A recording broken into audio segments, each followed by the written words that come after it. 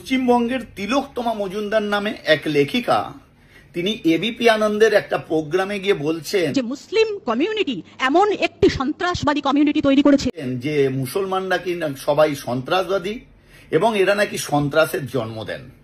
আসলে আমি কিছু প্রশ্ন ওনাকে করতে চাই, আর এই প্রশ্নই প্রমাণ করে দেবেন যে উনি আসলে লেখিকা হবার যোগ্য নন। আসলে উনি সাম্প্রদায়িক রোগে জর্জরিত একটা রোগী। তাই ম্যাডাম, আমি আপনাকে কিছু প্রশ্ন করি। আচ্ছা ম্যাডাম, আপনি যে ঘরে বা বাড়িতে থাকেন সেই বাড়িটা তৈরি করেছিল, কারণ বেশিরভাগ বাড়ি তো তৈরি করে মুসলিমরা, তাহলে তারাও নিশ্চয়ই সন্ত্রাসবাদী ছিল। আচ্ছা ম্যাডাম, আপনি যে বইগুলো লেখেন সেই বইটা যে বাইন্ডিং হয় বা ছাপাই হয়, সেখানেও দেখেছি বেশিরভাগ মুসলিম সম্প্রদায়ের লোকেরাই কাজ করে, তাহলে তারাও কি সন্ত্রাসবাদী? আচ্ছা ম্যাডাম, আপনি যে পেন দিয়ে লেখেন, আপনি যেহেতু লেখিকা, সেই পেনেরও ছোটখাটো পার্টসগুলো বেশিরভাগ মুসলিমরাই তৈরি করে, তাহলে তারাও কি সন্ত্রাসবাদী? ম্যাডাম, মনে হচ্ছে যেন আপনি চারিদিক থেকে সন্ত্রাসবাদীদের সঙ্গেই জড়িয়ে আছেন, তাই না? আচ্ছা ম্যাডাম, গুজরাটের এটিএস অ্যারেস্ট করেছিল সহদেব সিং গোয়েল, দীপেশ গোয়েল এবং প্রবীণ মিশ্রা। উত্তরপ্রদেশের এটিএস অ্যারেস্ট করেছিল রবীন্দ্র কুমার মুচি, সুনীল কুমার। আচ্ছা ম্যাডাম, কানপুর থেকে অ্যারেস্ট করেছিলেন কুমার বিশ্বাসকে। ম্যাডাম, গোরখপুর থেকে অ্যারেস্ট করেছিলেন রাম সিংকে। ম্যাডাম, হরিয়ানা থেকে দেবেন্দ্র সিং, পলক শের, সুরজ মহিষ, ভাগচাঁদ, ইউটিউবার জ্যোতি মালহোত্রা, সিআরপিএফ জওয়ান মতিরাম জেট। এই সমস্ত লোকগুলো না এই ভারত মাতারই হিন্দু ঘরের সন্তান। তারা কি করেছে জানেন?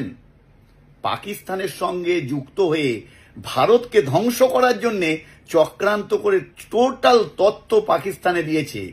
এরা হচ্ছে পাকিস্তানের গুপ্তচর হিসাবে এখন ভারতের জেলে আছে, তাহলে বুঝতে পারছেন। কিন্তু আমরা এই গুটি কতেক হিন্দু ছেলেদের জন্য পুরো হিন্দু সমাজকে আমরা খারাপ বলি না। এখন বুঝতে পারছেন আপনার মধ্যে আমাদের মধ্যে কি ফারাক?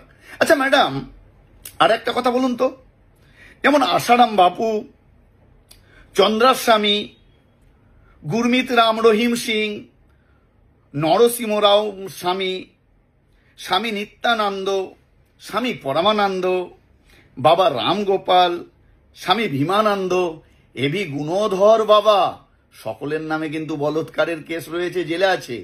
কিন্তু আমরা আপনার মতো বলি না যে এই সমস্ত গুটি কতেক লোকেদের জন্য সমস্ত হিন্দু ধর্ম বলৎকারী ধর্ম, এটা আমরা কিন্তু বলি না। আসলে কোথায় জানেন, আমরা এই ব্যাপারে ভয় পাই না, ভয় পাই আপনাদের মতো জঘন্যতম বিষধর সন্ত্রাসবাদী সাম্প্রদায়িক বিষে ভরা লেখিকাদের। কারণ আপনারা ইচ্ছা করলে সমাজকে কোথা থেকে কোথা নিয়ে যেতে পারেন। তাই আমি আপনার কাছে অনুরোধ করব, দয়া করে এই ধরনের বিষ না ছড়িয়ে একটু চিন্তা ভাবনা করুন না।